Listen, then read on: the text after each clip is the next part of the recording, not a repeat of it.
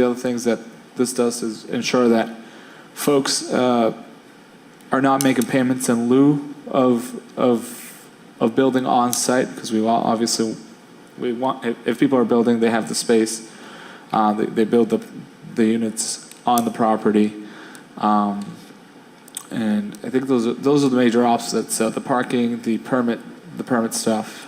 I don't believe there's a tax relief component to this. No.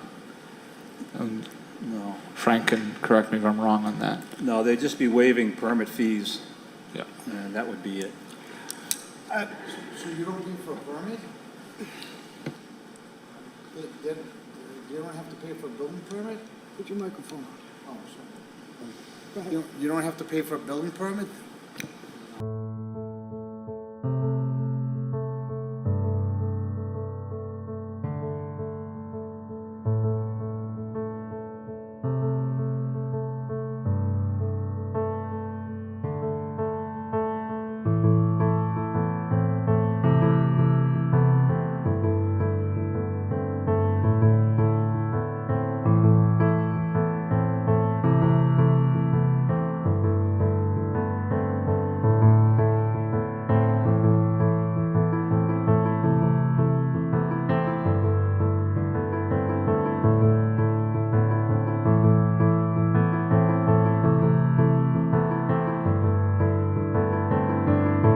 So the waiving building permits, the parking reduction, if you will, for certain parts of the certain units built close to transit, essentially.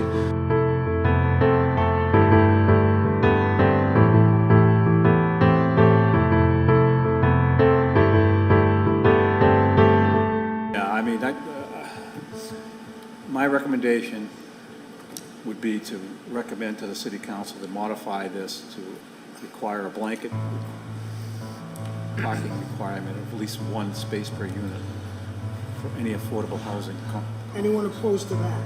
Yes. Okay. So, Mr. Chairman, I think we should just let the zoning subcommittee battle it out. I think that we need to. I mean, that's the question. I think technically we need to make a recommendation, or yes or no, so that they can move on it. Isn't that correct? Well, we can make a Frank? recommendation just to send it to the subcommittee. You can do that. We could do it either Okay, so It's we- going to be As is, discussed at the or- zoning subcommittee anyway, so the- especially that issue. So the motion that we'll entertain from Juan is that we will forward this to the zoning subcommittee of the Revere City Council without a specific recommendation of the planning board. Correct? correct. Okay, I need a second for that. I'll second that. Second by Anthony Del Vecchio. All in favor? Aye.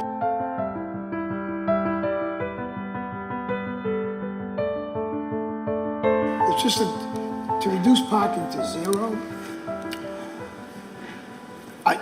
I for one, I can't, someone's gonna have to convince me of that. I'm skeptical. What do you think, I feel the same way. I'm still dumbfounded by the permit. I mean, the city always needs money. Juan, did you want to address this? Yeah. I mean, obviously, the no parking is a touchy subject. There's we got to think about this, the macro level of this, right? In order to ensure affordability, we have to make sure that, we're catering to that type of crowd. Folks who are living close to the teach station, the reason my parents moved to Revere was because we were close to a T station, right? That was 20 years ago when you could find an apartment for $1,000 and fit 3, 4, 5 people in it when you have a family. I think the people that are moving to Revere, the people that are choosing to stay in Revere are here for accessibility to Boston, and I think that some sort of reduction in parking is necessary. So I get the no parking thing. People get very antsy about parking. I get it. I live across the street from the beach. The parking situation with the meters last year, it's a constant thing. I complain about it sometimes because when I used to live across the street, my parents still live there. I used to complain about it, but at the end of the day, people can take the train here. People often do take the train here. And we want to continue to encourage that. It also doesn't require that we have no parking. It just gives the developer the opportunity to offset parking for more units, offset their cost. And so I hear the concerns about the parking, Mr. Chairman. I just think that I think that the kids I grew up with, went to high school with, they can't afford, they've moved up to Lynn, Linfield, they've left the city. And so we have a little bit of a brain drain in the city because people.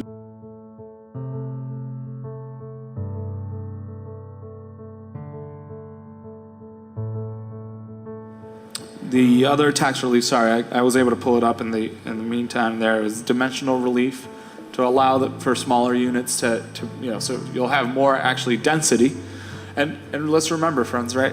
If you have more density, you're going to be able to tax on that moving forward, right? So it's not like we're not going to make money out of these units. We're going to make money out of these units just as much as the next person. So.